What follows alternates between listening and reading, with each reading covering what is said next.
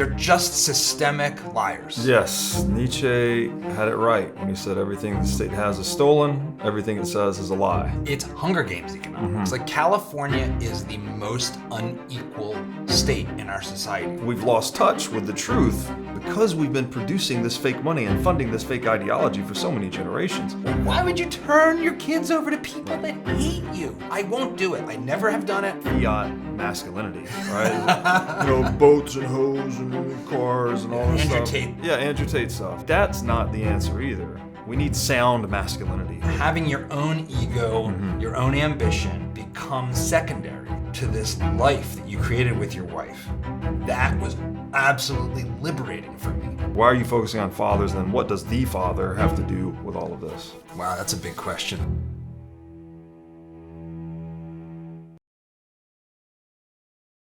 John, thank you for having me here at your studio in Austin. Thanks for having me on your show, man. Well, I guess I'm kind of on your show, but you're going to let me... It's a chimera. Yes. Well, I appreciate you being on my show on your show. So, Very good. So we're incepting each other. Yes. It's like a Rick and Morty episode. Yeah, exactly. So your work, you span across a few domains, one of which is parenting, also political commentary. You also get into economics, financial education. What is it about these different domains that are interconnected for you, and what are you trying to do with your show? What is the purpose? What is the aim? Sure. Well, I tie these things together, I think, somewhat eclectically, and that it's I think we all have our interests, right, that we bring to ourselves, and we see the pattern, and maybe other people see it, or maybe other people don't, but I guess I'll tell a little bit of my origin story, which does tie it all together.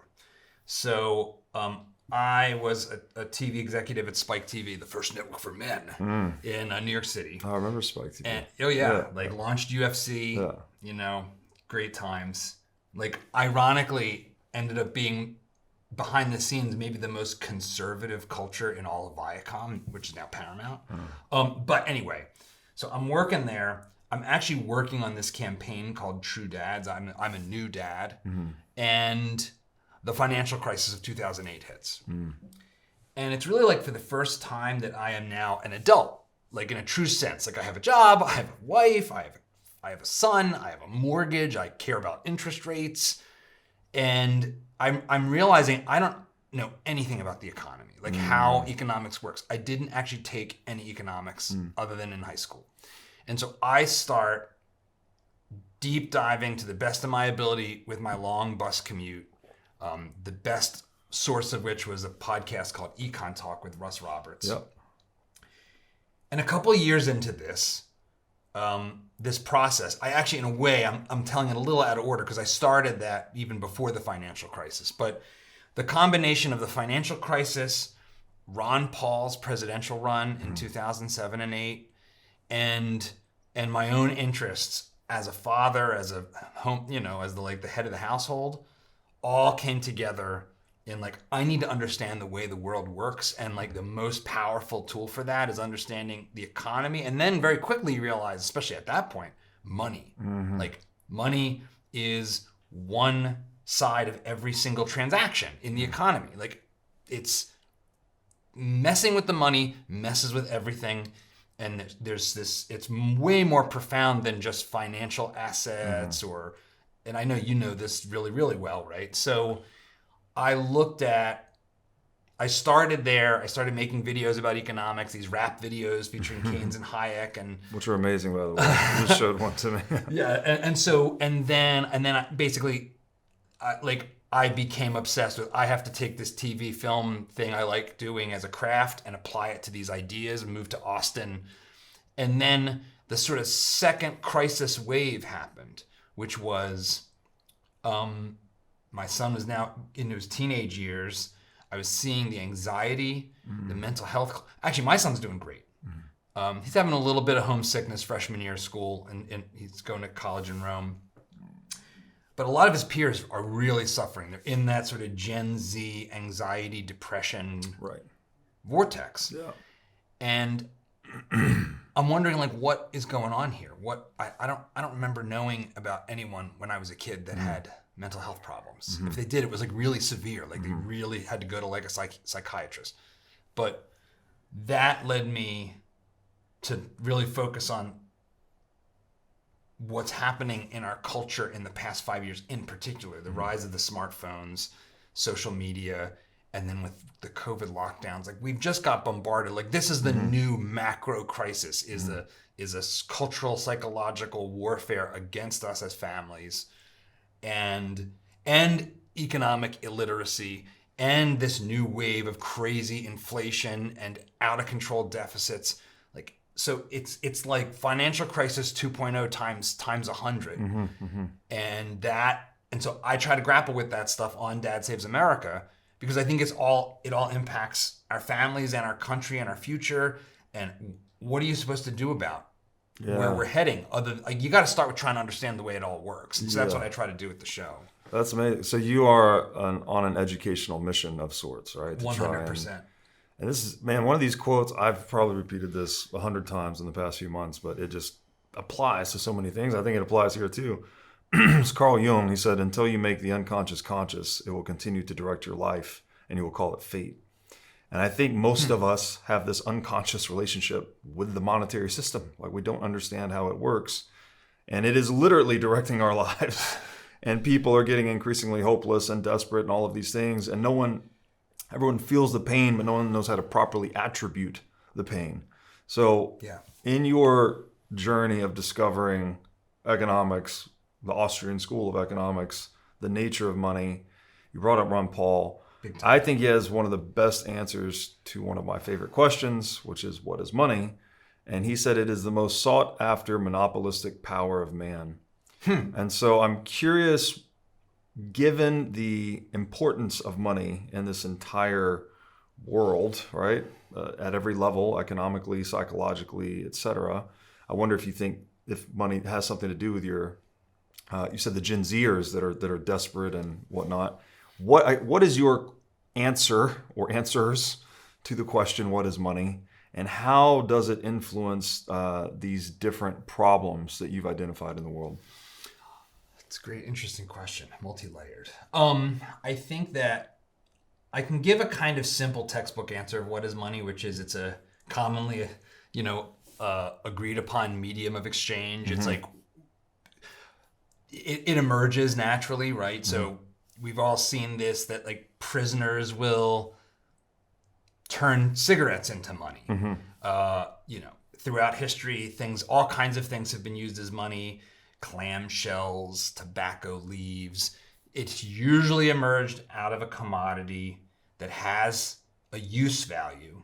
I don't think, this is one of the things that the monetary conversation I think often gets wrong, is this debate over intrinsic value. Oh, for sure, yeah. There is no such thing as intrinsic value materially. There's a spiritual intrinsic value. Like I think we all have souls and that our human dignity is intrinsic. But there's no intrinsic value in gold. It's just some shiny metal. It happens to be the case that we like it, and so it has subjective value. Yeah. Preferences. Yeah. It's, if suddenly, if like P. Diddy's preference for gold chains caused a shift in demand for gold, its value would go down. Yeah, exactly. But I do think that money isn't just the commodity that's used. Money takes on these other attributes that become incredibly powerful and incredibly distortive if they're not natural and correct. And that is, money is an information network. Yes. Right? Yeah. So it is letting us know what is available and what is desired and demanded, and what is scarce and needs more attention. That's what prices do. When a hurricane hits and prices go through the roof on generators and plywood and all the things that you need, clean water bottles, the politicians come in and say, how dare you raise your price? It's like, well, who should I sell my generator to? The hospital? Or this guy that already has 2 in his garage and just wants to buy a 3rd?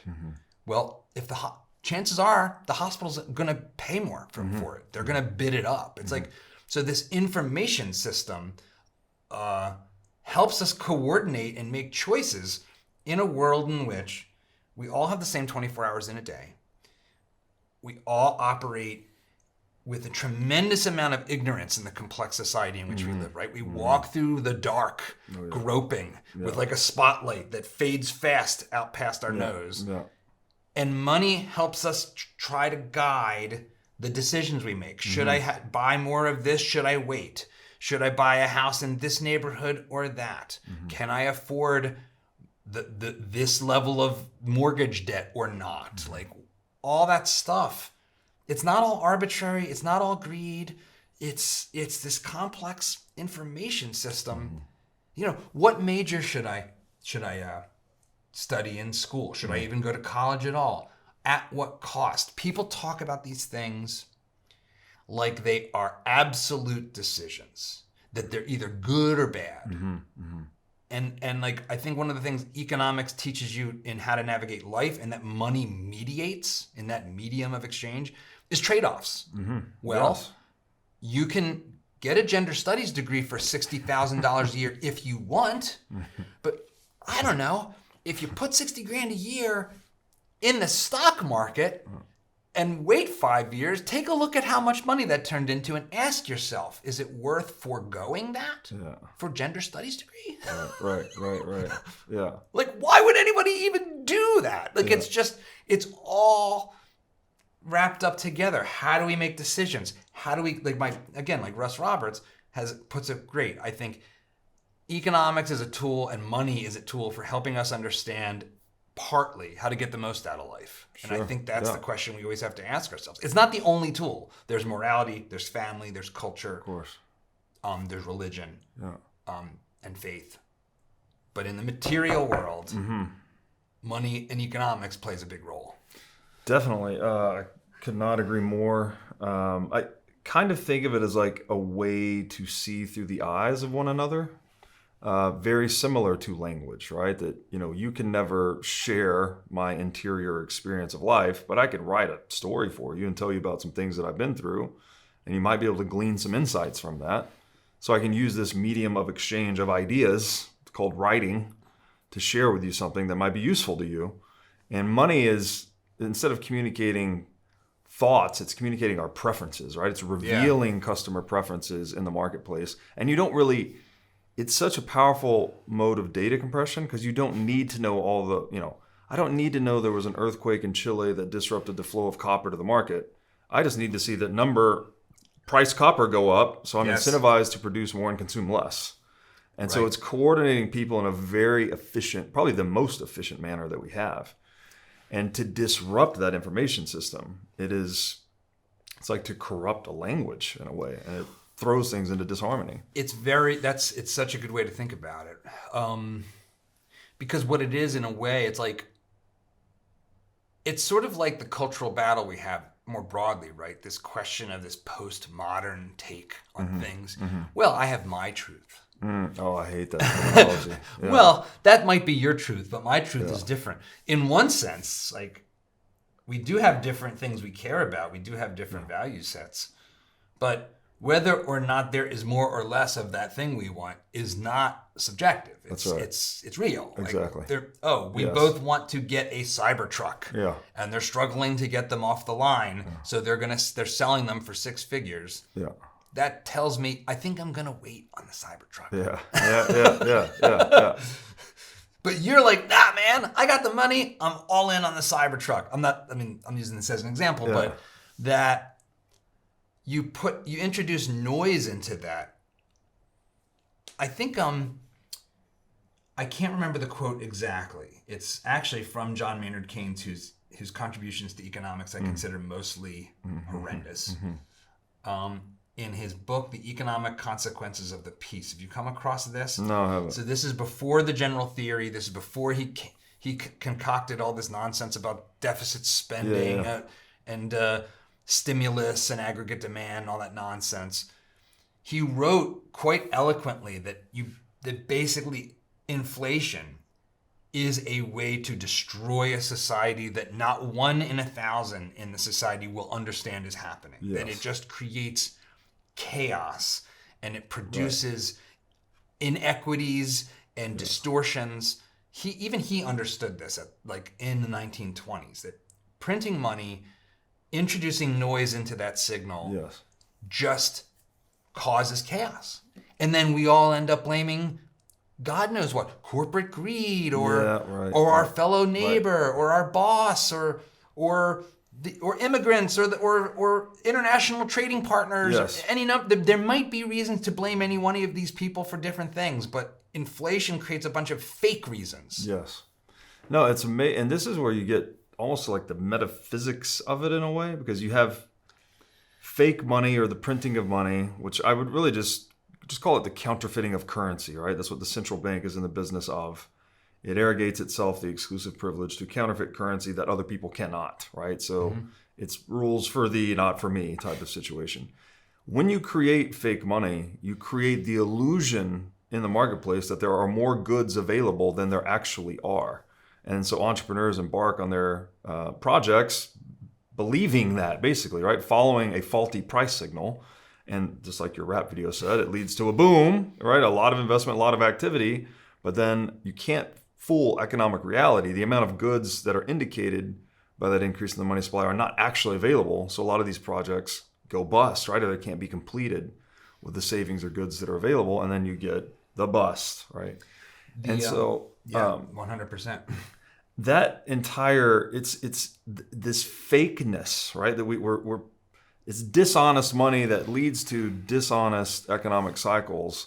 And I think even if you get into like studying Weimar Republic, that people actually get more dishonest in inflationary environments because they're more desperate, right? Their scamming is more of a thing.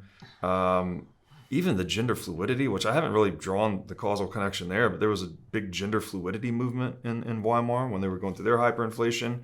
Surprise, surprise, we have that going on in modern... Late stage civilizational collapse indicators. Exactly. And I wanted to try to take that back, that this is something, a theme that we're trying to communicate on the show, that, as you said, it's much more than just finance and assets. It permeates the psychological, the sociological, and I think we see it a lot in the youth that you brought up earlier. Like, they're fucking desperate, right? I'm an old millennial, but young millennials can't afford to buy a house. Therefore, they can't afford to have kids. Therefore, they just, and it's giving them this despair and hopelessness. So I wonder if you could just speak to that, like the relation of what I would like to call corrupt money or dishonest money, and how that permeates people at different levels. Well, I think it is happening on different levels, I think, right? So it starts at the most basic level with making it harder to live well. Yes. And it's distorting, and we get told these things about, well, but wages have kept up with inflation, but this is all aggregates. This is all average summaries. Yes.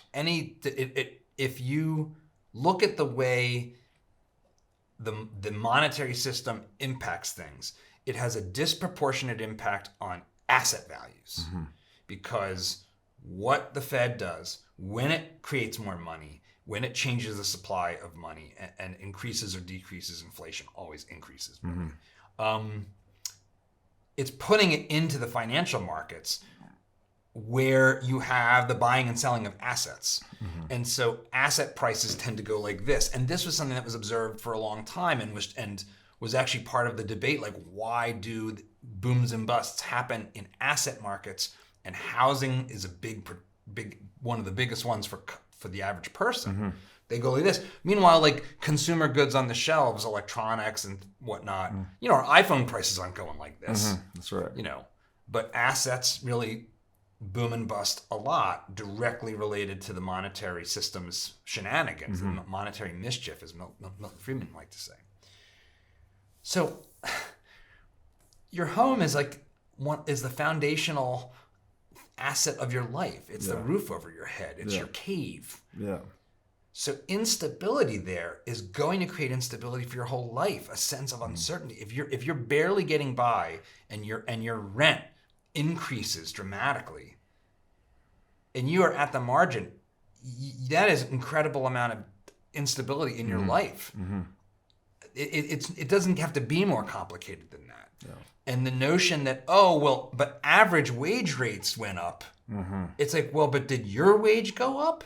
Right. Whose wages? And averages work in funny ways, right? So people that might work in the industries that benefit the most from cheap credit, right, they might be going up great. And the normal average, there's no good word for this. Everyday Americans, average people. There's no such thing as any of that. But, everybody else that doesn't benefit from getting that new money first and getting to play with it ends up being a loser. It breaks the win-win-win that is baked into mutual beneficial exchange in a free market. It turns it into a win-lose. It turns it into a zero-sum transfer of purchasing power. Yes. As the things I need get more expensive because you got easy money and bid the price up. Right. So I'm worse off and you're better off at my expense. Exactly. So that's the other piece of the puzzle, is it breeds resentment. It breeds distrust in the entire system, not just the economic system, but the political system. And so you become more resentful. When trust in your institutions goes down, well, of course you're going to cheat if you can, because the whole thing's rotten. Exactly. So why not cheat? Exactly. So it makes sense that inflationary regimes that start to fall apart, people are cheating, because it's like, well, I'm getting cheated. I'm watching my life get ruined. Exactly. While other people who are closer to, the eye of Sauron can benefit. Yeah, no, that's wonderfully said. And it spreads through imitation. In Bitcoin, we often dream about the idea of forming citadels, which are independent, self-sovereign communities that have their own energy, food, and water resources. Today, that dream is becoming a reality at the farm at Okefenokee.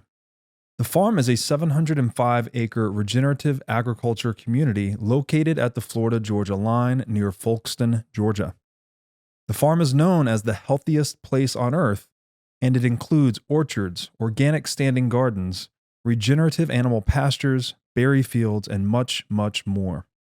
Today, the farm features 25 custom-built cabins and has plans to construct 225 more in the years ahead.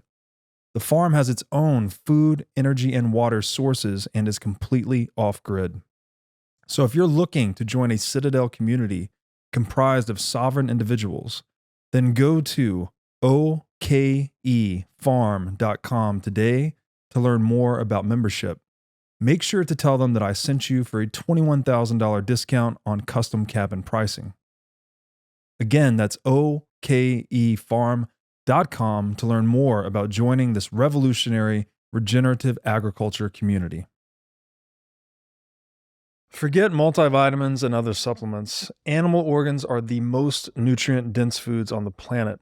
You can get 100 times more nutrients from organs than you can from muscle meats. But the problem with eating organs is that they are difficult to find in stores, they are difficult to prepare, and even when they are prepared well, they often don't taste great. Thankfully, Heart and Soil Supplements has made consuming organ meats so much easier by providing powderized organs in capsule form. Organ meats include everything your body needs to thrive: vitamins, minerals, peptides, proteins, and growth factors. This is why organ meats were the most prized foods for our ancestors. Fortunately for us, Heart and Soil makes these treasured foods easily accessible. So go to heartandsoil.co today and use discount code BREEDLOVE to get started on your journey to optimal health and vitality. Again, that's heartandsoil.co, discount code BREEDLOVE. Have you ever wanted to start a business in the Bitcoin space? If so, then the Wolf Startup Accelerator could be for you. Wolf is the first startup accelerator dedicated exclusively to businesses developing in the Bitcoin Lightning Network. 4 times each year, Wolf brings teams from around the world to New York City to work with like-minded entrepreneurs, pushing the boundaries of what's possible with Bitcoin and Lightning.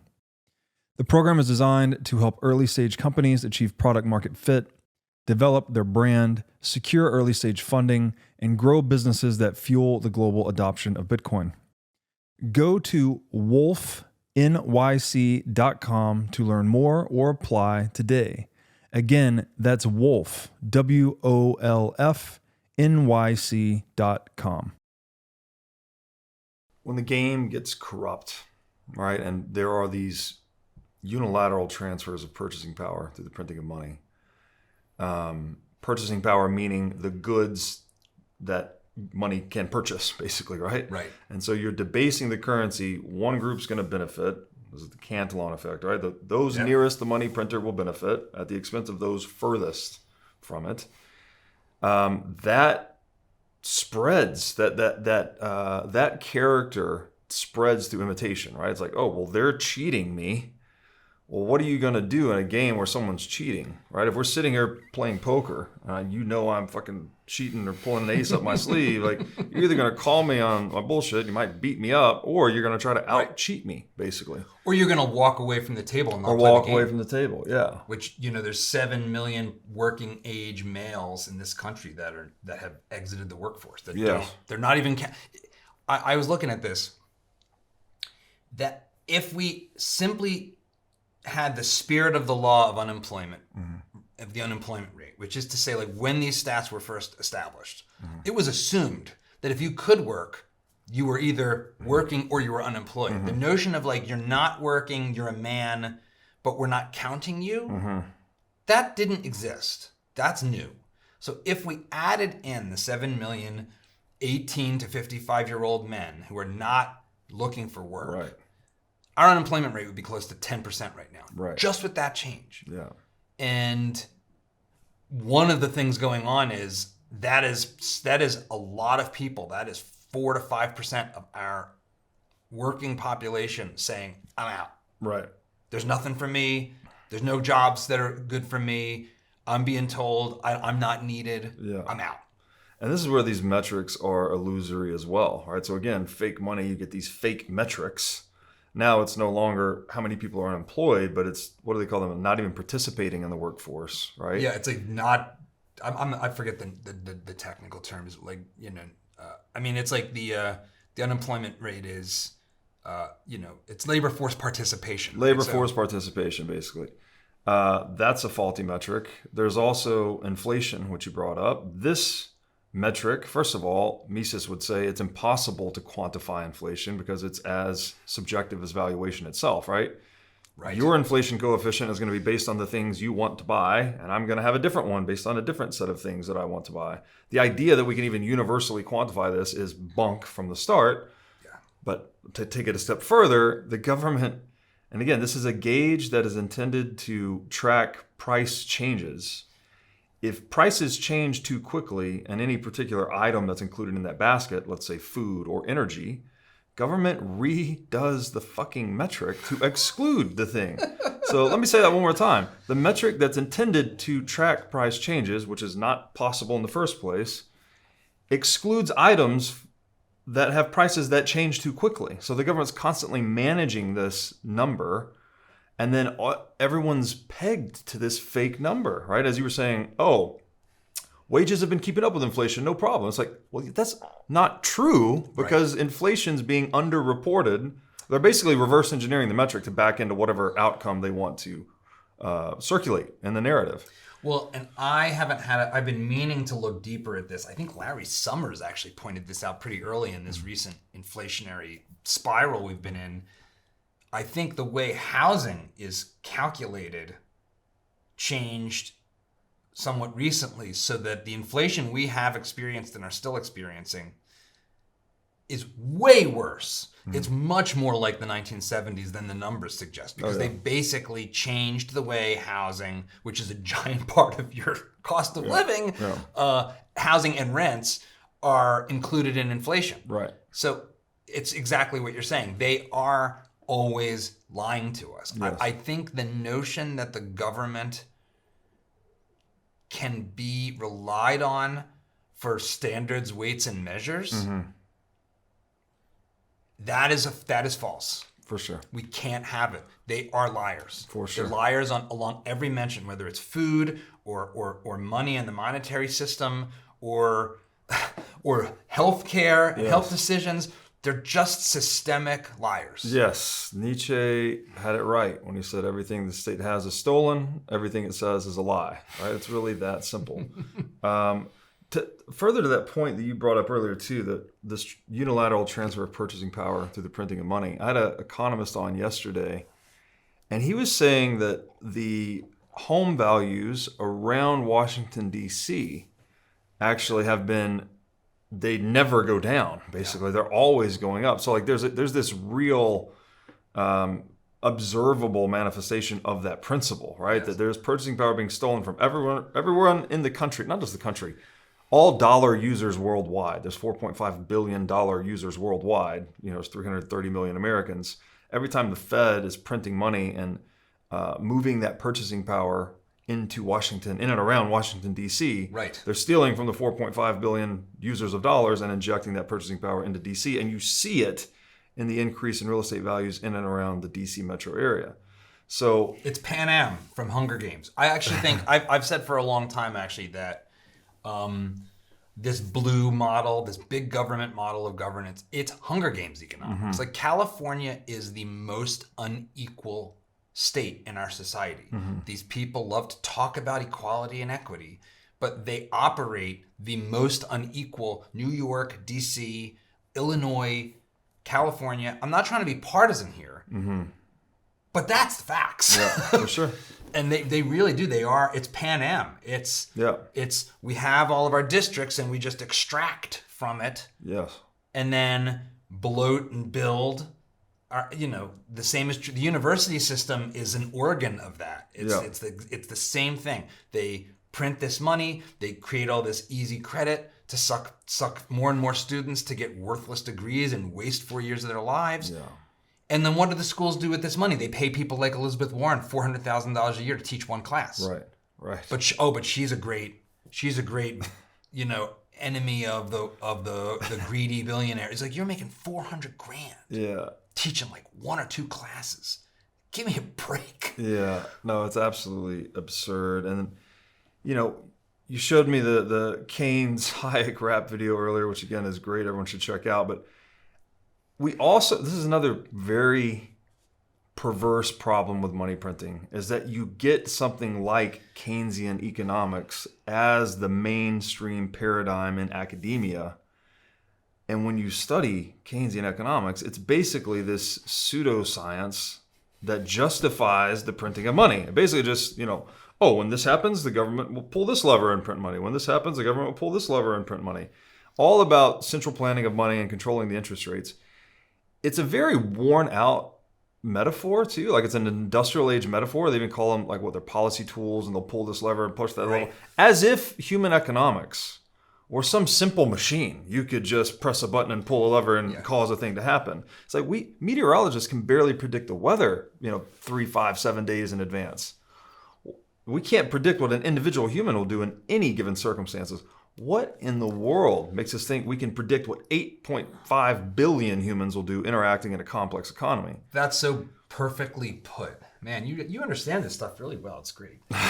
Or maybe we both misunderstand it the same way. It's true. Yeah, I think that, so let me give Keynes, I won't say credit, but I can't remember. One of the anti-Keynesian, one of the Austrian economists I was reading about when I was getting into these ideas, put it really well. It's like, everything that Keynes said that is correct wasn't unique to Keynes. And the things that are uniquely Keynesian are false. Incorrect, yeah. Agreed. And so what is he getting at, I think, that is legitimate? I think what he got at that is legitimate, and I differ from some Austrian thinkers on this. There's a divide among Austrian style thinkers. I think that deflation due to collapsing money supply can cause distortions in the same way as inflation. I would agree with that, yeah. So this... But I don't think you would also see that in a free market typically. No, you don't. Because there's always an incentive to mine more gold. Right? No, you don't see it. It's not. In fact, it's it's one of these things where a lot of the discourse around deflation is built on nonsense. It's built on this notion of the long depression in the 1800s that didn't happen, that wasn't a depression. Yeah. So what I think a lot of people don't understand about American history as it pertains to money is we have several different phases, and none of them were great. So before the creation of the Fed, we had functionally a gold standard, gold and silver, depending. And you had private issued banknotes because the bank would issue. So, actual money was often like a brand of money. Yeah. Because the bank would issue the money, because the money was essentially an IOU to pick up gold. That's right. So that's what it was. It was redeemable in gold. But even in that environment, which was more stable than the post-Fed era, George Selgin's done the work on this. Prices went down slowly over time. You had companies able to issue 100-year bonds. Who in their right mind today would lend you money? What institution would lend another institution money and saying you can pay me back over time for 100 years? Right.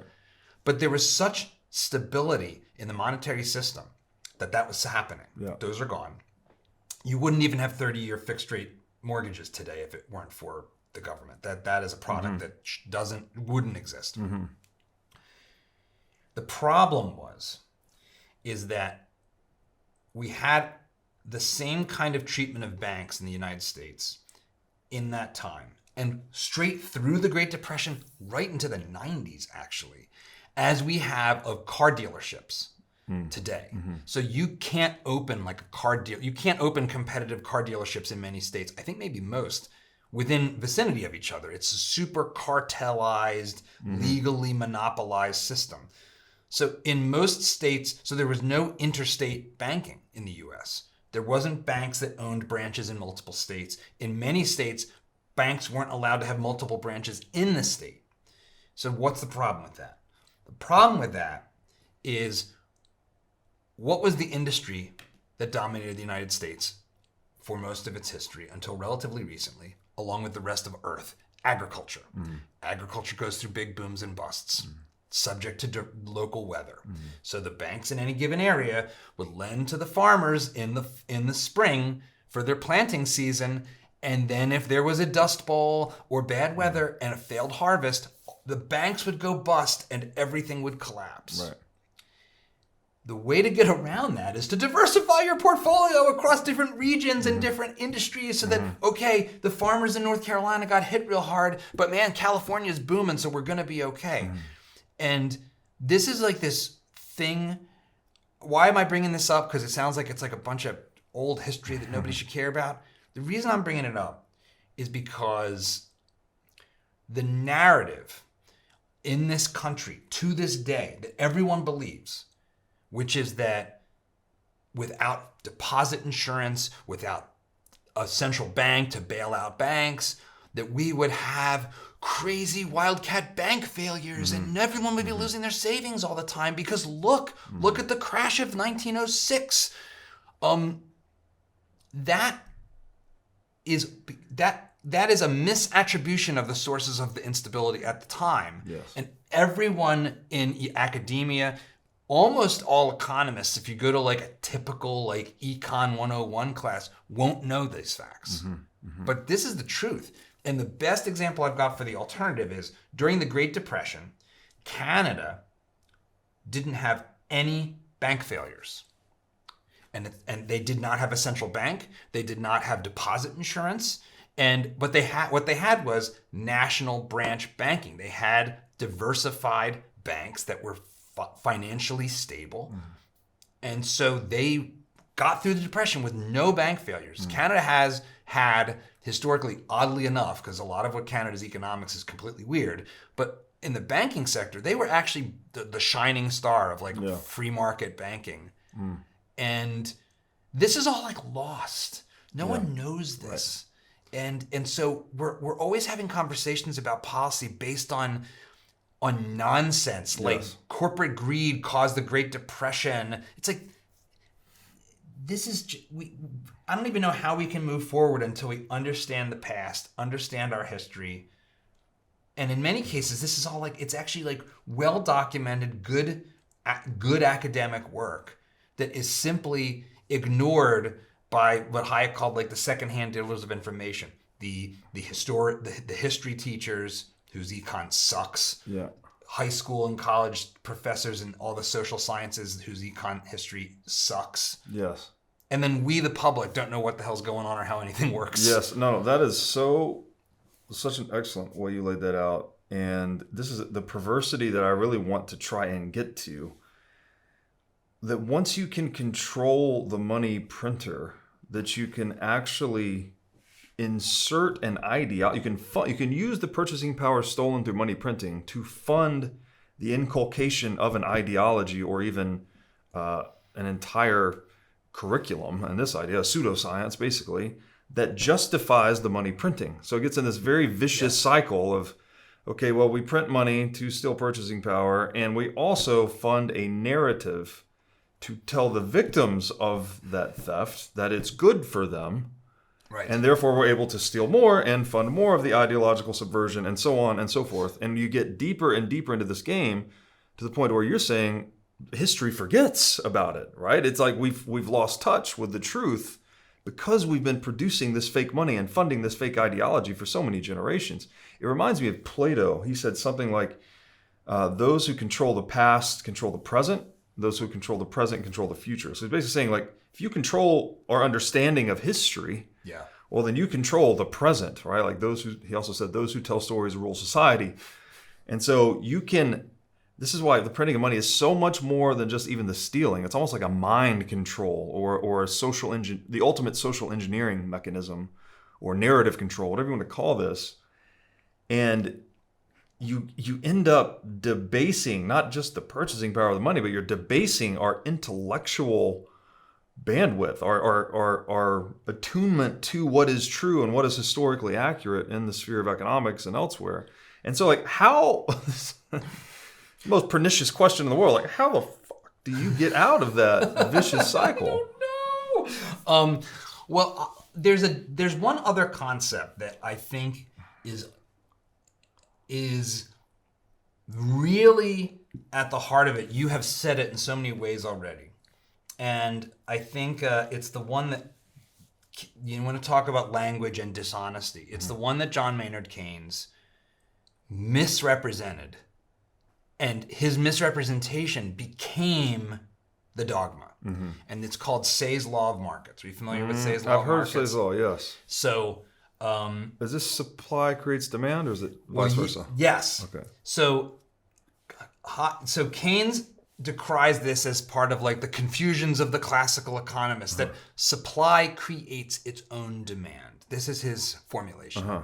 So you hear that and it's like, supply creates its own demand. What does that even mean? Yeah. That doesn't make sense because that's not the concept. Right. The concept is far more simple and far more essential. It's that my ability to demand. Yes. Demand is not desire. Demand is not want. Right. Demand is I have the means to buy that thing. Yes. Where do I get the means from? Right. I have to supply something to someone else. Yes. If it was barter, then my ability to demand what you have means I have to create the thing you want. Right. So my demand is enabled or constituted by my ability to supply, my productivity. Demand, the source of demand is productivity. Yes. That is essentially Say's Law of Markets. So what does that tell you when you think about that, when you live with that thought? It tells you that, number one, printing money doesn't create anything. Doesn't do shit. So and this is so, by the way, sorry, just so intuitively obvious if you just stop and think about it for a minute. It's like, oh, we're hungry and we need shelter. Like, oh, why don't we just print some slips of paper then? Yes. It's like, how did we get tricked into this? You can burn that for warmth, I guess. Yeah. But we see this. So, okay, we're sitting here. It's November. It's November 5th. Election day. Yeah. God forbid. What a day. But we're coming up on the Christmas season. Even the Wall Street Journal will tout this bullshit lie. Well, consumption is 70% of our economy, and consumers drive the economy. Consumer spending. It's like, that's bullshit. Yeah. That is not how things work. Eating pizza doesn't create more pizza. That's right. It uses up the pizza. Yes. Buying toys off the shelf. I made a video about this, like sort of mocking it for Christmas. Buying toys off the shelf doesn't create more toys. Yes. Demand doesn't create. Right. Demand uses things up. Right. The way you get more toys is producing toys. Yeah. So the underlying, Walter Williams talked about this really, really well, and in how he defines money. It's the best way I've ever heard it described. That what money actually is, real money, the purchasing power, it is a receipt. It is a slip that you get in exchange for contributing to the supply of value in the society. To productivity, yes. I go to work, Yeah. I create value for somebody else, I get this paper that is a receipt saying you did it, you created value. Yes. And it is because I created the value that I get to use it and spend it. If none of us create value and everyone uses, it's like, so much of economics can just boil down to what would it look like if you had 10 people on a desert island? Yeah. Imagine that everyone's hungry and nobody works. Yes. Yeah. No one's fishing, but we all want fish. Well, or we fish for a while and then everyone stops fishing and just starts eating. Yes. What happens? Yes.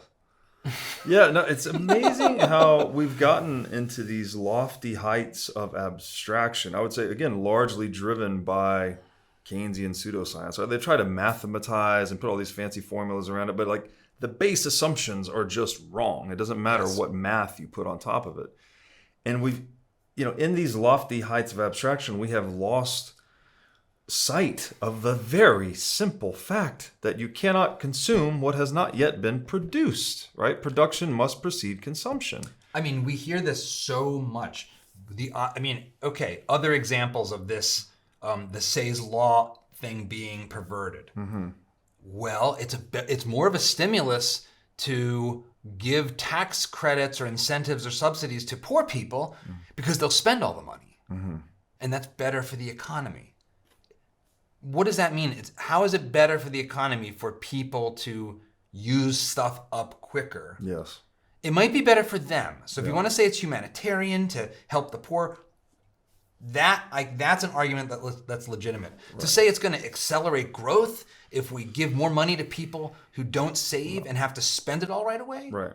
Well, you're just a liar. Then the way Apple brought the price of the iPhone down is by producing better equipment and reducing the size of the chips and making more with less. It's never any more complicated than growth is driven by the process of figuring out how to get more from less. Yes, how to create greater results with less efforts, which is the definition of the process of economization is that, right? Yes, literally to economize. Yes, that's literally what it is.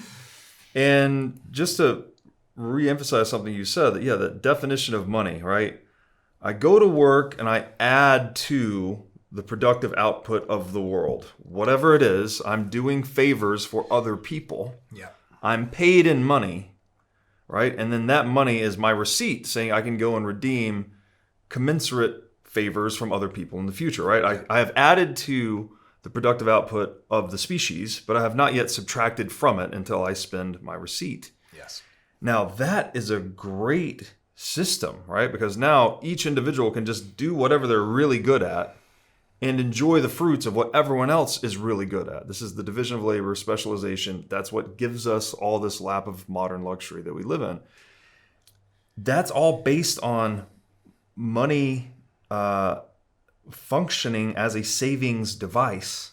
Yes. If you print money, you're actually disincentivizing people from holding, right, from contributing to the productive output instead of consuming. You're disincentivizing them from delaying gratification, basically. So you're disincentivizing the process of economization itself. And you they say it explicitly, that you hear these absolutely demonic schemes, especially when we have recession. Ideas like we should be charging negative interest, your money should actually literally burn a hole in your pocket to force people to go out and spend it. Yeah. It's like, this is equivalent to what FDR did during the Depression, where seeing prices fall because of bad monetary policy and deflation went around destroying food stocks Yeah. amid a hungry society, like slaughtering hogs, raising sheep and raising fields and burning them and reducing the supply instead of fixing the monetary system and trying to increase the supply of food for a hungry America. Yes. He was like, "Oh, the prices have gone down. We need to reduce the supply of food." Yes. Yes. Yes. Oh my! Have we learned nothing? And this is what, it is. It's like a self-deception at scale in a way that we get lost in these lofty heights of whatever abstract, typically Keynesian economics that we're lost in. We're out of touch with the simple fact that you got to produce before you consume. And we start to do self-destructive things. And that's just a big problem. And I really don't know the answer to it at all. I mean, I think you're pointing at another way to think about what money is. It's implicit in everything we've been saying, but especially this idea of like a receipt for contribution. Mm-hmm. It's a contract. Yes, It's a a kind of contract that for an amount of value. It is an exchange of value, and it is a contract saying, I did this, and now I have this contract that allows me to, at a later date, redeem it. Yeah. And what is the basis of all contracts? Trust. Money's fundamental intrinsic value, if you will, is nothing more than whether people trust that it is actually any good. Yes. And that is the thing. That is when you see these hyperinflations, like whether it's Argentina or Weimar Republic or Venezuela or every place that like far left whack job stuff gets applied to its, the closer you get to communism, the closer you get to the bottom of Dante's Inferno of hell. Yeah. We get these things like, oh, real communism's never been tried. Yeah. It's like, real capitalism's never been tried. We don't have an anarcho-capitalist society either.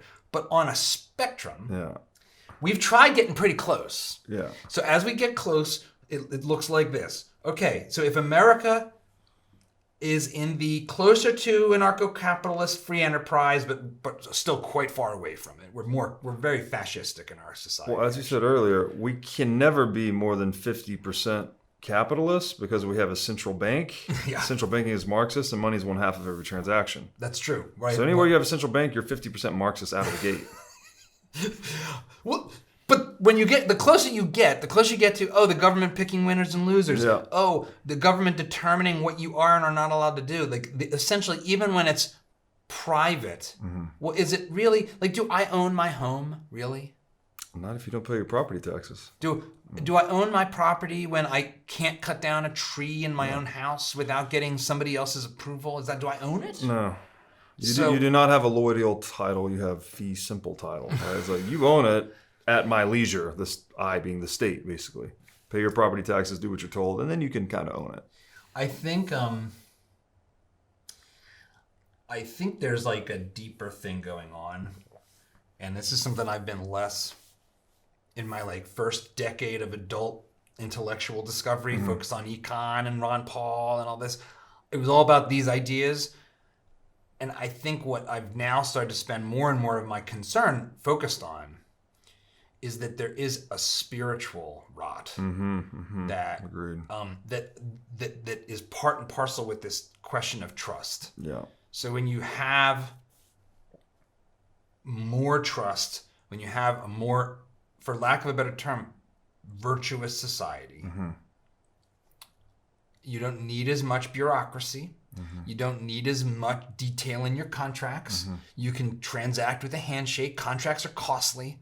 All that's all transaction costs. That's all dead weight loss on your life. Having to go back and forth and, what if you do this? What if you do that? Let's try to lay out in advance all the ways we might fuck each other. Yeah. Let's not do that. Instead being no, I trust you. You're an upstanding guy. Let's handshake on it. You'll be coming by next week to do this, or I'm going to be coming by next week to do that. When you see there is this feedback loop and the directions cut in both ways, high trust societies have better institutions, do better, more stable monetary systems contribute to a high trust society. Yeah. Weak money, bad money, breaks trust, which then corrupts the institutions, which then corrupts the people. Go into this downward spiral until you get the Soviet Union, where you have family members ratting on each other because the only currency you've got is survival. Right. And trusting someone is just is being stupid. Yes. And I think I increasingly feel like the policy levers are not remotely as important as the underlying virtue and values. And this is to kind of come back to being a father, to the family. Mm-hmm. I think we as individuals and as Americans and as men need to take ownership of our responsibility for our families and for our kids and not turn them over to the state. Absolutely. Do not put your kids in a government-run school or a woke private school. Right. Decide for yourself that I'm going to make sure that my offspring understand what virtue means, understand the way the world actually works. Because otherwise, it's kind of your fault. Yes. It's kind of your fault. You turned them over to the scumbags to educate them. And what do you know? They turn around and they hate you. Yeah. Well, why would you turn your kids over to people that hate you? Yeah. I won't do it. I never have done it. I'm not doing it. And I think that we abdicate our responsibility and then we wonder, what are we going to do now that everything's broken? It's like, well, let's start by taking responsibility for the things that are within our control. Amen to that. Amen to that. One of my highest health priorities is keeping my brain in top shape. To take care of my brain power, I do many things, such as striving to read, write, exercise, and meditate daily. One of the latest tools in my brain power toolkit is MindLab Pro. MindLab Pro is a nootropic supplement that is scientifically proven to enhance your brain power. When I take MindLab Pro, my mind feels like it has a better grip on the world, my thinking is more lucid, and the articulation of my speech is radically improved. MindLab Pro has been tested in rigorous, double-blind, placebo-controlled human trials and has been proven to enhance brain power for users in every age group. MindLab Pro is an advanced formulation of 11 nootropic ingredients and is backed by research from over 1,400 human trials conducted over the past 32 years. So if you're looking to enhance your brain power, MindLab Pro is an excellent solution. Go to mindlabpro.com/breedlove to start enhancing your brain power today. Again, that's mindlabpro.com/breedlove. Do you think you know who will win the presidential election or how many seats the Democrats or Republicans will win in the House or Senate? Well, there's finally a legal way to bet on the outcome of these elections via a platform called Kalshi. Kalshi is the first legal exchange where you can bet on any event, including but not limited to elections. Kalshi has markets on who will win the presidential election, who will control the House and Senate, who will win swing states, and more. Kalshi is already being used by hundreds of thousands of people and has facilitated over $1 billion worth of trades. Let's take an example. Right now, Trump and Kamala are trading about 50-50, meaning you can place a bet on either and you will double your money if they end up winning. That's pretty good, and Kalshi has hundreds of markets just like this for you to go and play in. So go to kalshi.com/breedlove today to start playing in this predictions market. The first 500 traders who deposit $50 will get a free $20 credit. Again, that's kalshi.com, KALSHI.com/breedlove. Peterson has this great quote, opportunity lurks where responsibility has been abdicated. And when you abdicate that responsibility of your children's psychological and ideological development, well, the state is a massive opportunist to slide right in there and teach them all kinds of bullshit to make them very compliant citizens, basically. I want to go back to something you said, though. Trust, right?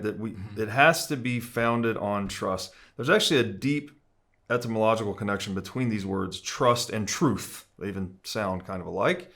They're both derived from, I forget the actual term, but it means basically solid or steadfast, right? Something that's reliable, something that has integrity. And so this idea of that contract that is money, all of a sudden lacking integrity, right? Now, it could be the conceptual contract of, I rendered a favor to the market, now the market owes me favors back. Or it could be the more literal contract of this piece of paper is redeemable for gold. Right. Right? The gold was emblematic of work done because it takes work to produce gold, right? It's like an uncounterfeitable money, which makes it really good at holding value across time. Right. There's some deep connection there, right? When you have people are trusting gold, somewhat paradoxically, because they don't need to trust anyone with the gold supply, right? It's the one money that is trust less or trust minimized from I don't need to trust other people because no one can counterfeit this thing.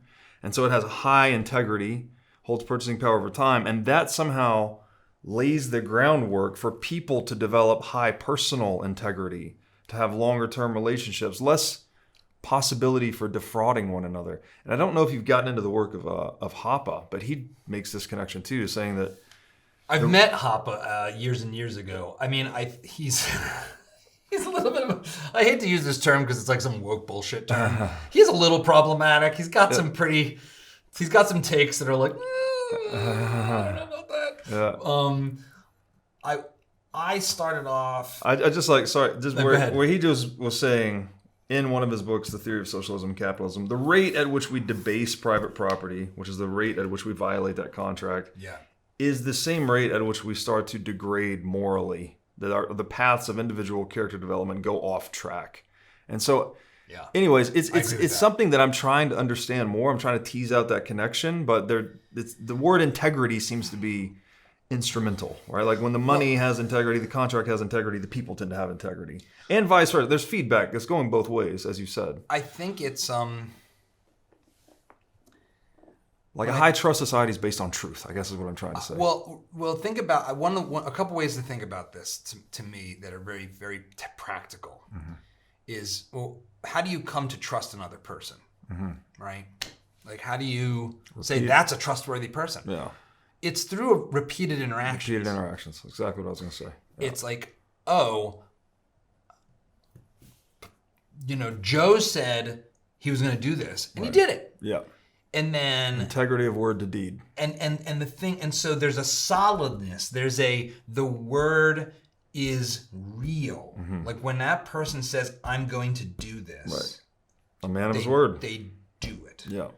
And the thing that's so interesting about this is that, and I think that maybe it's tied to our loss aversion and towards our hypersensitivity to threats that has kept us alive as a creature, but the ratio between doing what you say you're going to do and building trust and lying once and destroying it is asymmetrical. Yes.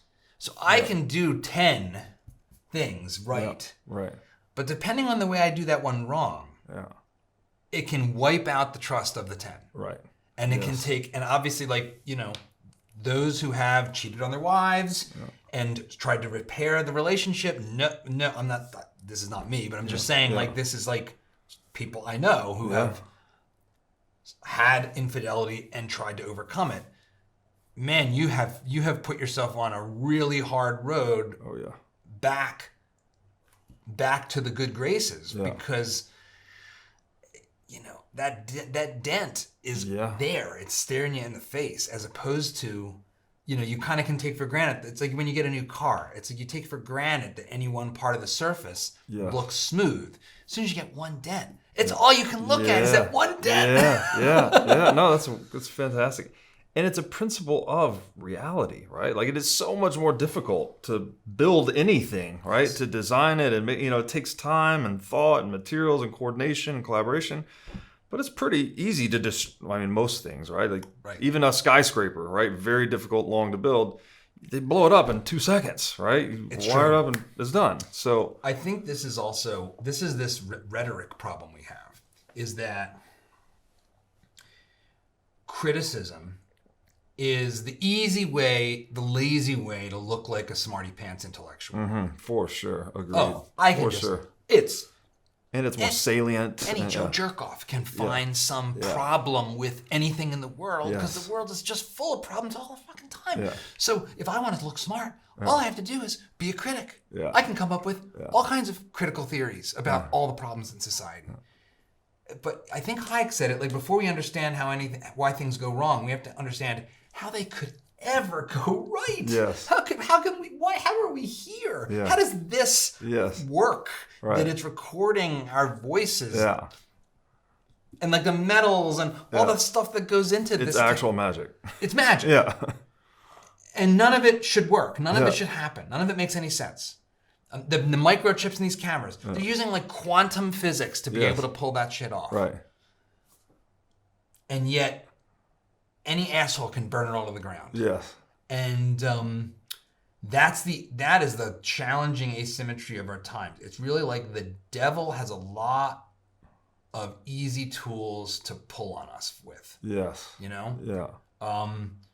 The best we've got going, though, is you do realize it's like life sucks when you take that path, when you're nothing but a critic, when you're nothing but a cynic. Your life sucks. You're miserable. Yeah. Yeah. And, it's been, social media has been such a mirror for this. Like, to see, I don't think there's anyone of any significant following on social media that doesn't have a cohort of haters, basically. Like, the people, anyone that's getting attention or doing anything in this world, just there's some group of people that it's the boiling crabs in the pot, right? Where the crabs are trying to pull the crab back down. It doesn't even serve their self-interest to do it.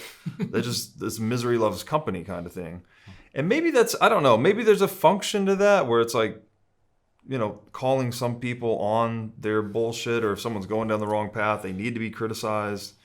But the universal criticism of anyone that's doing anything just seems a little bit telling to me of the human condition, that people are these kind of jealous, can be jealous, vindictive creatures, right? If they're not the one getting the attention, well, here's how I can get attention, is I can just talk shit about the guy that's getting attention, and all of a sudden I'll get a little bit more for myself. It's the fact that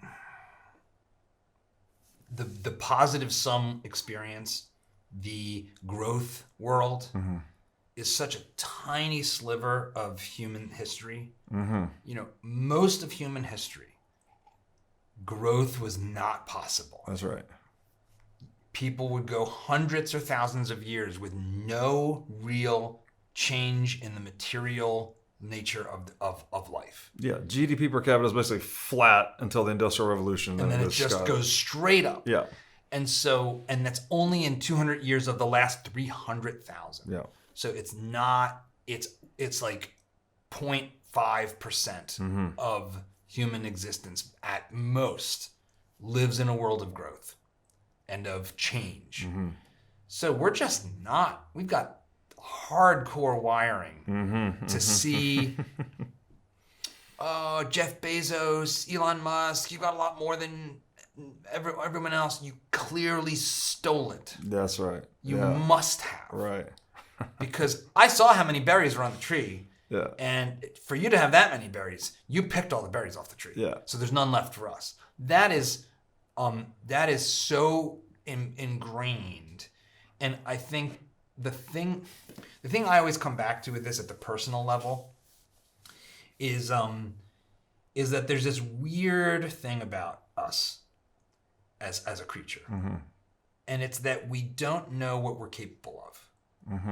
Like, I don't know what I am capable of. That's really weird. Like, if I don't know what I'm capable of, who does? That's right. Yeah. And it turns out that we have all this incredible potential. Yeah. And also it changes over time. And I can work at something and get better at it to such an extent that I am literally a different person at the end of it. Yeah. And I go back to the point before when I didn't know how to do the thing. And it's like I take for granted the things I know how to do. Right. And you get to direct that process consciously. So that knowledge, we talk about like money as this knowledge system. Yes. And the decentralization of knowledge and the impossibility of centrally planning a society because you can't possibly marshal the knowledge to do it. Even if you're an angel, you Right, can't. right. Even if you're the best of intention, even if you're Mother Teresa plus Albert Einstein in some chimeric, perfect, benevolent superhuman, you can't centrally plan the whole society because people themselves don't know what they're capable of. That's right. Yeah. No, that's wonderful. Yeah, it's the nature of knowledge itself as elaborated in Hayek's essay, The Use of Knowledge in Society. Like it pops up and it's sort of relevant to that time and space, and you can use it and act upon it. But if you try to pass it all to some central repository and then get a decision back, like, well, it's not the same, right? So you can't. There's a data throughput issue. Like, it's not just, oh, we don't think it works. It's like, no, the computer doesn't function that way. It functions in a decentralized way. Before starting the What is Money show, I spent most of my career as a CFO, overseeing internal technology implementations and business acquisitions. Over the next 10 years, it is projected that over 12 million businesses in the US will be sold. If you are an operator running a business generating between $5 and $200 million of revenue, and you're considering selling your business within the next decade, then there is a significant opportunity for you to deploy technology to streamline business processes, reduce operating costs, and enhance the multiple your business ultimately sells for. To this end, I am partnering with the team at Emerge Dynamics, a firm with decades of experience in maximizing the value of privately held, small and middle market businesses. Go to emergedynamics.com/breedlove to learn how you can build an attractive, high multiple company that maximizes your return when you fully exit. Again, that's emergedynamics.com/breedlove. This December 17th to 21st, 2024, join me on the Pacific coast of Mexico for our men's retreat, The Art of Alpha. At this world-class retreat center, we will have daily meditations, movement practices, yoga, cold plunging, infrared sauna, and many other biohacking modalities, all while enjoying world-class cuisine designed for optimal full-body health. The retreat center is a gorgeous biohacker's paradise located right on the ocean. You can think of this place as a nervous system reset facility. At the Art of Alpha, we are seeking men who wish to cultivate freedom, wisdom, sovereignty, physical fitness, truth, and love in themselves and in those who look up to them. If you've always felt motivated to push yourself to new limits to discover the best version of yourself, but you've struggled to find the right community to immerse yourself in, then the Art of Alpha is for you. To apply to join the Art of Alpha, go to breedloveevents.com. Again, that's breedloveevents.com to apply to join us for the Art of Alpha on the Pacific coast of Mexico this December 17th through 21st, 2024. I want to ask you, so obviously there's a lot of alignment between us philosophically on a lot of these topics. I've taken this approach of, I don't really know what I'm doing, to be honest. I'm just trying to talk to smart people about these things that are maybe not.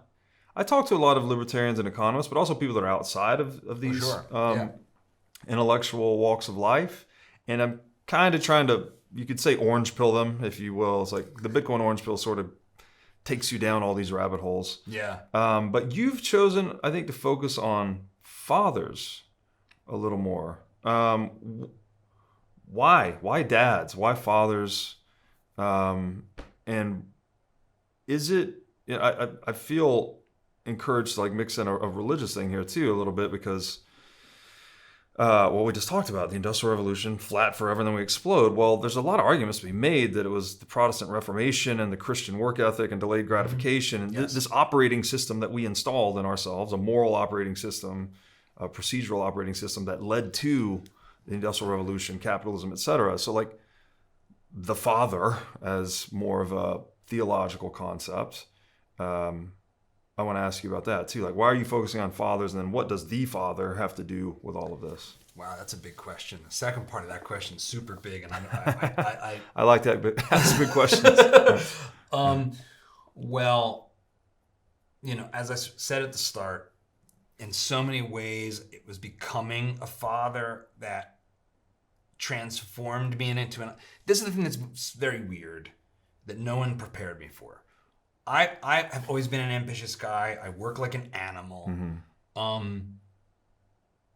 when my son was born, it completely rewired my brain. And like a guest and friend of the show of Dad Saves America, Warren Farrell has talked about this, the dad brain, that you actually like change when you become a father.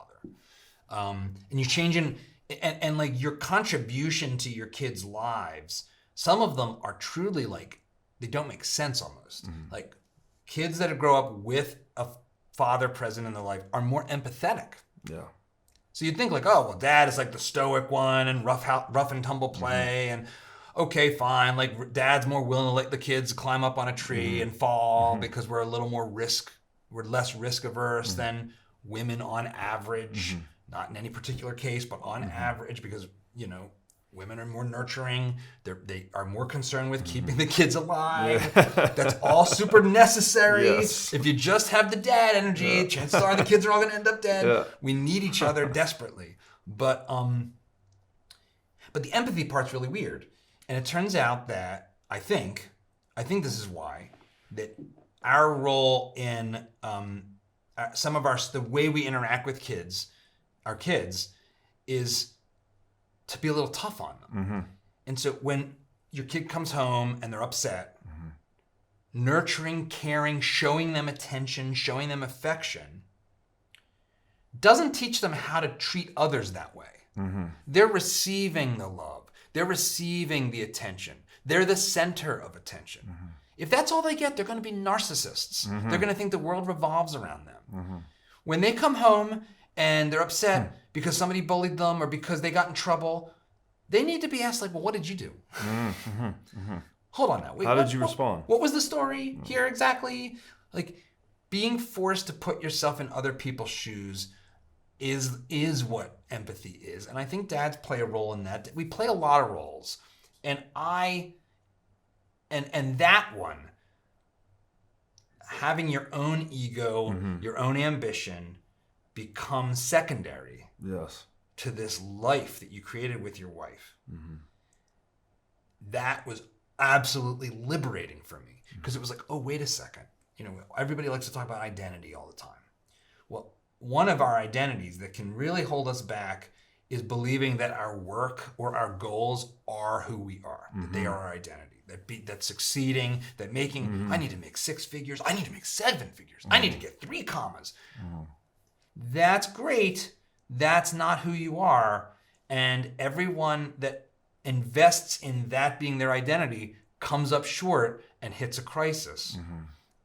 And then what's interesting about that is that when your identity is not in those things, those pursuits, they actually get easier to pursue, because it gives you a kind of psychic fuck you money to become a father. And to say, hey, I can go for broke on this. I can try to start this crazy company that makes like libertarian rap videos. Like, who the hell would do that? That's completely stupid. What's the worst that could happen? It flames out, and I go and get another job. At any given time, I am always like a couple like problems away from like knocking on the doors of like the best local construction company and being like, hey, I'm ready. What do you got for me? I'll do whatever. And that is a superpower. So that role became for me the superpower role as a man, is being a father. And so that is that's the biggest answer I can give you. What I have found, there's other pieces of the puzzle. So like, why focus on that beyond my own personal story is we have a man crisis in this country. Men and boys. I was talking to one of our other guests who lives here in town, Rudyard Lynch, young guy, smart guy. And he sort of reminded me of something that, you know, Gen Z boys, if you're in your like 18 to 25 right now, you entered into this already awkward period. Middle school and high school, sexual development, liking girls, having crushes, trying to ask people out to the prom. That all happened for this generation against the backdrop of Me Too. Fuck. Honestly, I forget. I've never thought about it that way, but it was so bad. Think about as it was. Like, And yeah, were there plenty of bad examples from Me Too? Sure. I'm not trying to dismiss Harvey Weinstein and Jeffrey Epstein and all of the disgusting scumbaggery that all seems to also come from the virtue signaling people that tell us how great they are. Right. And are still trying to tell us who we should vote for. Yeah. I can't let that one go. I'm sorry. It's you people. Shut up. But imagine being 13 and having this crazy window into all public discourse at all times. Right. And it's telling you you are the heir to the rapist patriarchy. And you want to ask this girl that you like out to the prom. As you're exploding hormonally. And you're all crazed. And the girls are all consuming this. And they're on Instagram doing FOMO. And being told we don't need men. And boys are... Yeah, we are gross. But we need each other. We need each other. Yes. We won't exist unless we figure out how that we need to lead. We need each other. We need to love each other. Yes. And you know, so girls that have a father in their life, they end up with healthier relationships. They're less likely to end up pregnant before marriage. Boys with if you take dad out of the picture and we lead this world in fatherlessness, 1 in 4, almost 1 in 3, are being raised in this country today without a biological step or adoptive father in the home.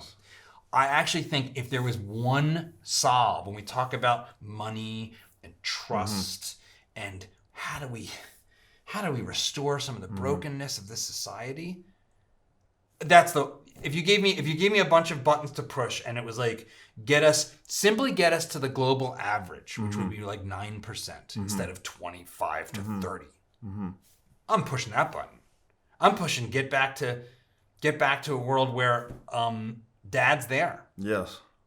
Where giving up on your marriage ain't so easy. Right. Where, you know, there's social pressure to try to stick it out, try to put your kids first on both sides, where the legal system doesn't create so many bizarre incentives and so much devastation for people, and where the lawyer class isn't basically incentivizing hyper toxicity in the name of trying to like win the battle in the divorce, and so you end up burning your kid's future to the ground because your lawyers are telling you this stuff. Right. All of that stuff, telling our kids when they're 13 years old that they're anything other than God's creation. Yeah. That you're part of the patriarchy. I'm sorry, you know. I know you. Fuck you, man. Yeah. Fuck you. You're gonna tell my kid, my 13-year-old little boy, that he's anything other than a beautiful gift from God? Fuck you. Amen. And I know, like, we don't curse on my show, but you have, so I'm gonna lead the way. I got a lot of Jersey in me, but that's it. Sorry, I didn't mean to lead the way with the cursing. I apologize. You can bleep it. It's totally fine. I stand by it. Okay.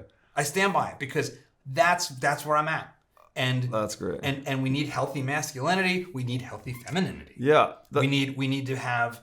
There's toxic behavior on both sides of the gender aisle. Yes, there are, and we've definitely overemphasized the toxic masculine behavior. We're finally starting to see some of the dark feminine come out too, with like was it Amber Heard? Was that her and Johnny? Okay. And then I've heard a lot of these stories too, where I agree with you completely that the integrity of the family should be paramount. But there's also been a lot of weird cases, man, where like women getting purposefully pregnant with guys' children to try and take advantage of them financially. And there's a lot of darkness on both sides. So I think it's just to be honest with ourselves about it. It's not like it's all the man's fault. It's all the patriarchy, and women are, you know, this is not true. It's never going to be like that. I wanted to ask you about, because you said we need healthy masculinity. I mean, I think we need to return to like, divine masculinity, divine femininity, like really taking serious the essence of what we are, which a lot of this was cultivated in more traditional wisdom traditions and religions and whatnot. Now that we've become so secular, I don't know, we've kind of lost our way. Yes.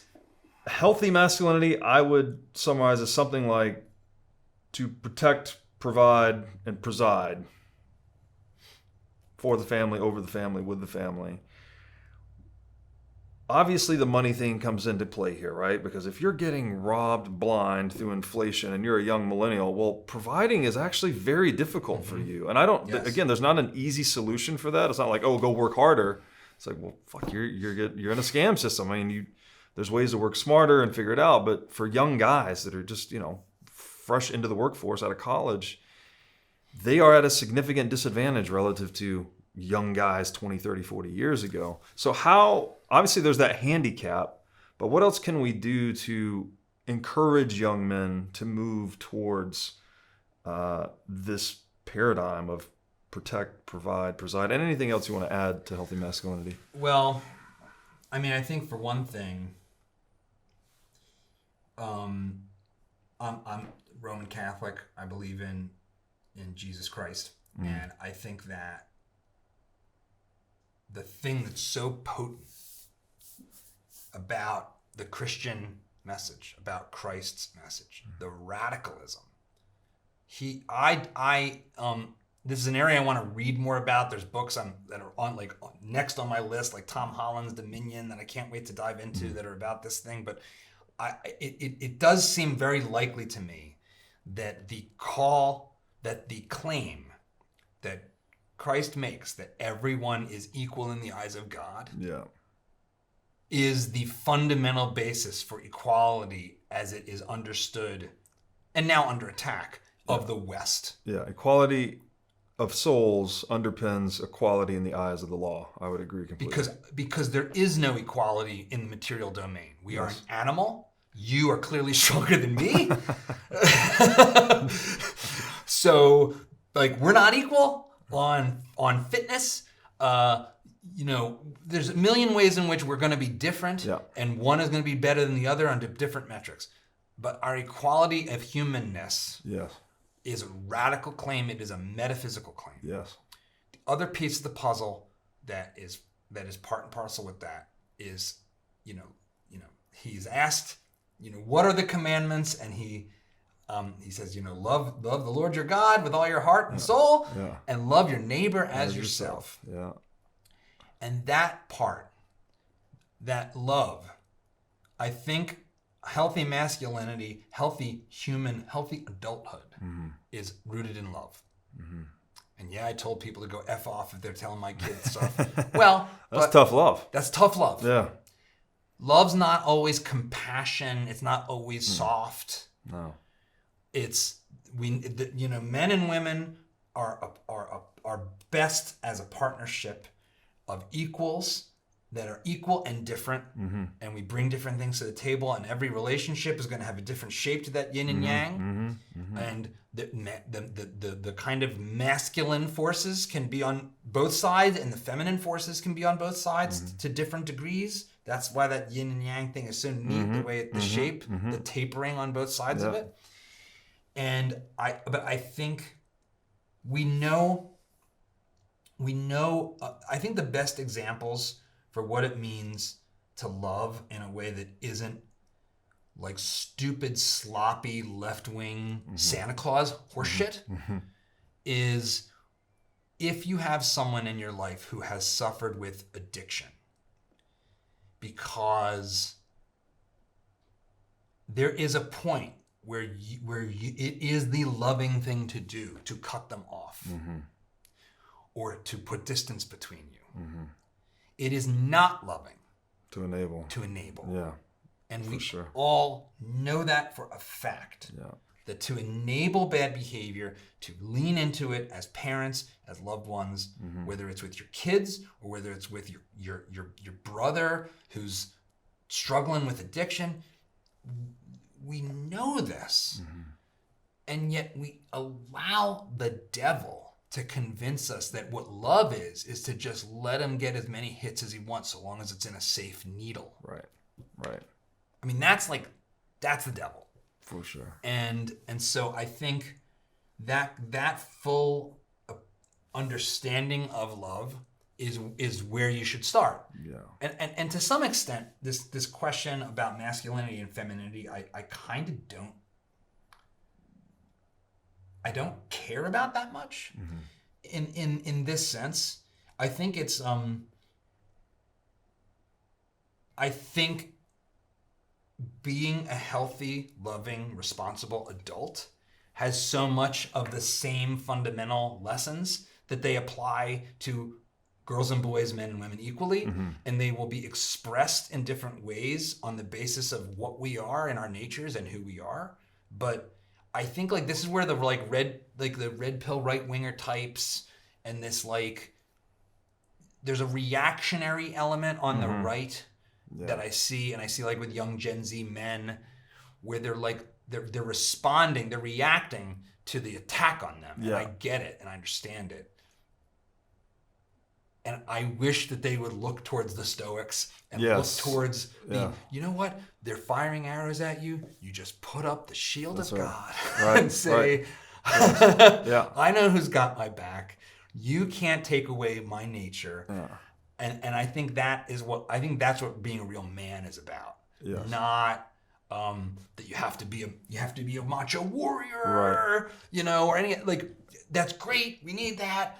I'm all for that. More power to you. Like, we wouldn't have bridges. We wouldn't have anything if we don't have guys that know how to do shit. On the reactive thing, you know, there's the hardcore feminism, which is really rooted in cultural Marxism.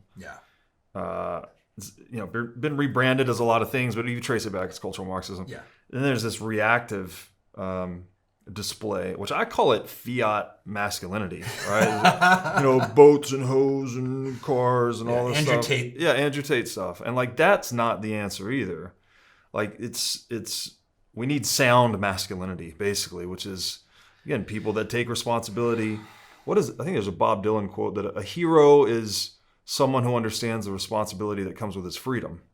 Right? It's like, yeah, you're free, but it doesn't mean you should go and like sleep with 15 women and have a bunch of boats and hoes. Like by the way, you can do that. Like go for it. I guarantee you will find emptiness, right? This hedonism is an empty path. It's the sound masculinity where you get fulfillment is actually taking responsibility, adding value to the lives of others, you know, being a deeply rooted tree around which a family can congregate, you know, and it doesn't have to be an actual family. You could be in your church, you could be in your business, whatever. Adding value to the lives of others. Obviously, having kids is the most immediate and profound way to do that, and you literally raise them from nothing into something. But not everyone wants to have kids, so it's not exclusive. Doesn't mean you can't have meaning in life if you don't have kids.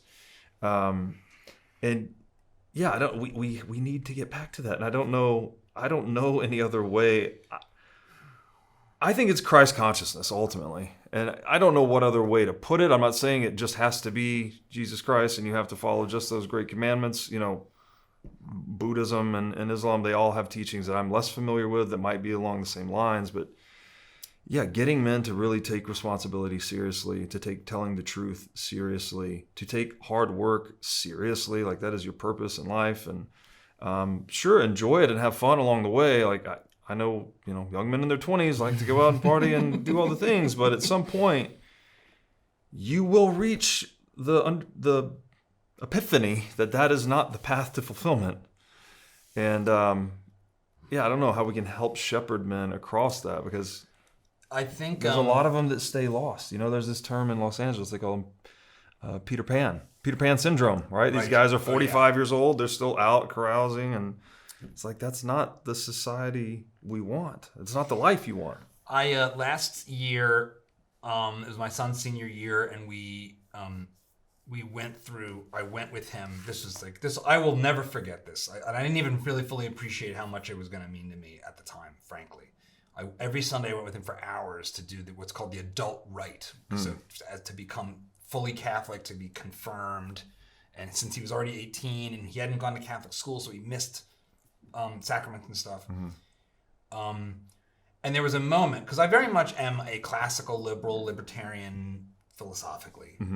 But there's a moment in that class that was challenging from a classical liberal perspective, from like an Austrian economist kind of perspective, which was the Catholic definition of freedom. And like John Paul II said, you know, freedom is the freedom to do what one ought. And And you hear that, and you say, well, and I actually said this in the class because my son and I, we were like the two philosophers in the class. And it was like, well, what does that mean, the freedom to do what one ought? Because if that, like, is that even freedom then? Like, don't you need to have free will to choose the path? If there's already a pre-chosen ought path, then how is that a free choice at all? And the teacher said it in a way that I think we know so profoundly to be true. And he said, look, yes, but you need to widen the aperture. Each choice you make is like the individual lines on a web. And depending on the choices you make, you can either be getting wrapped around and tied in knots, or you can be building a foundation. So when you lie, you're free to lie. It's wrong, but you're free to do it. Lies beget more lies, beget more lies, beget more lies. And before you know it, you're wrapped in chains. And your freedom of movement for your next step has shrunk and shrunk and shrunk. Another way to put it is, who can play? Imagine you're on like a tall but flat-topped mountain, and you want to play soccer. Now, this is a much less libertarian formulation, I will admit. So if you go off the side, you're dead.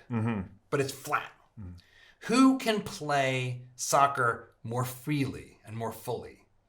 The team with a fence around the edge, or the one without? Right. Now, I think for our kids, it's as men and women, as parents, it's our job to actually put that fence around. For sure. Yeah. So that we can learn what it's like when you go out into the real world and the fence isn't there anymore. Yeah. So I think the way we think about freedom, the way we understand what it means to make choices that will actually add up to a happy life, that immediate gratification there's so many ways to disprove that strategy, that hedonistic strategy. Right. It doesn't work. You end up miserable. It has been studied empirically by people like Arthur Brooks and others, but even just morally, it's like ancient wisdom. Yes, it is. Yes, it is.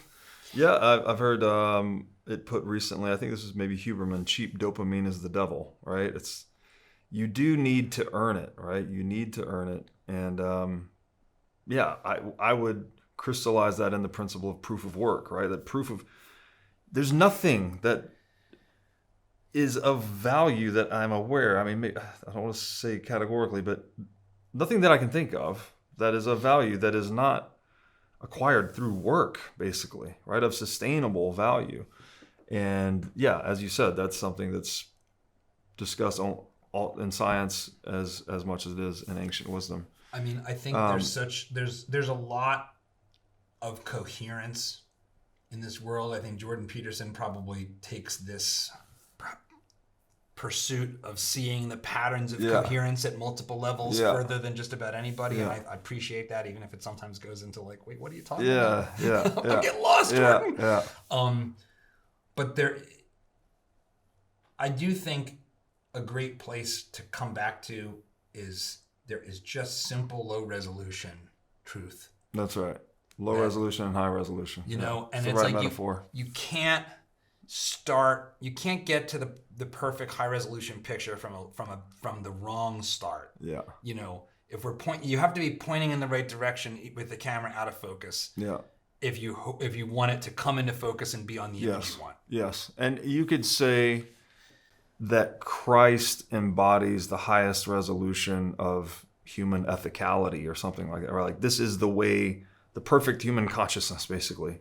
And although you cannot be that, because we are, sinful, fallen, we're going to make mistakes, in striving for it, we can be the best versions of ourselves, essentially. You said something, too, about men and women. And I think I like this metaphor a lot, because we are the same. Like, there's a quality of souls between husband and wife, but there's also difference. I like the metaphor that the man is the head of the household and the woman is the neck.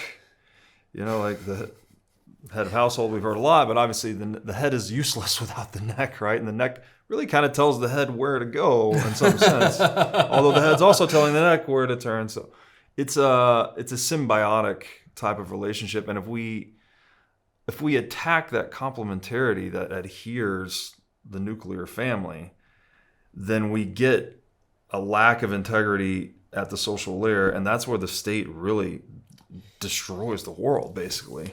You know, the way I think about this is we have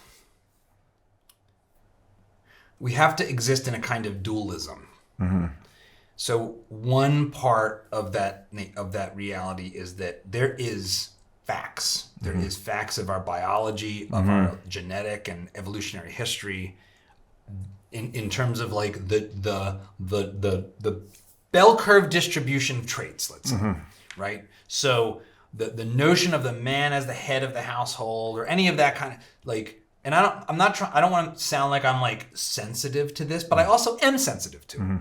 Because I know people who the women wear the pants, and that's okay. And mm-hmm. it's like mm-hmm. they're the alpha, and in fact, often when I see like a super potent woman, mm-hmm. you know, who's paired up with a more effeminate man, mm-hmm. it's like, well, the polarity got reversed there. Mm-hmm. There's nothing illegitimate about that. Mm-hmm. There's nothing wrong. They're not at the center of the bell curve. They're off on the edges. Right, they're the edge case. A good society must simultaneously tolerate those edge cases, mm-hmm. be comfortable with those edge cases, and not attempt to flatten the curve right. so that there's no difference, right. and that any attempt to make a claim that is generally true for 80% is misogyny or some nonsense. It's like, well, no, it's called facts. It's called reality. Yeah. It's called women are on average more nurturing. They go into more nurturing fields. Yeah. They have crises when they don't have kids by a certain age on average, like 80% of the time.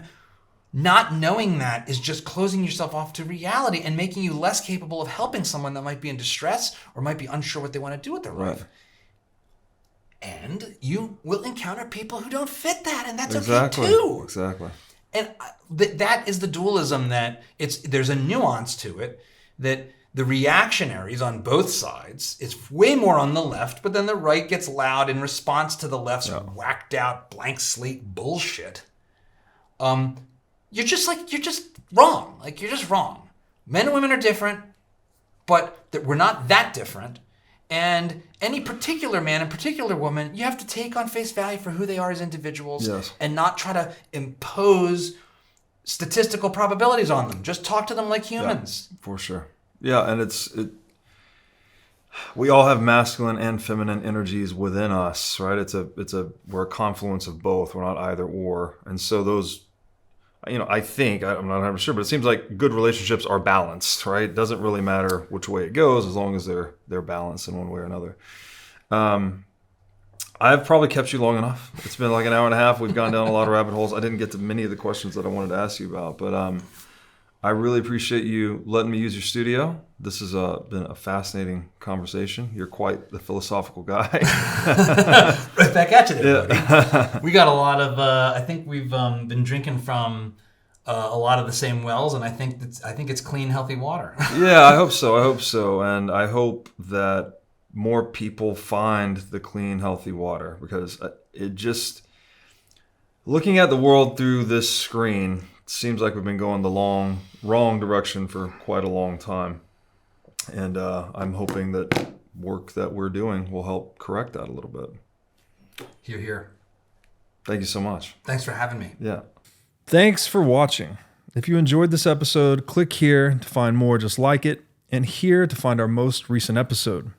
Also, make sure to like this video to help shine light on the corruption of money. And be sure to subscribe to this channel to stay connected.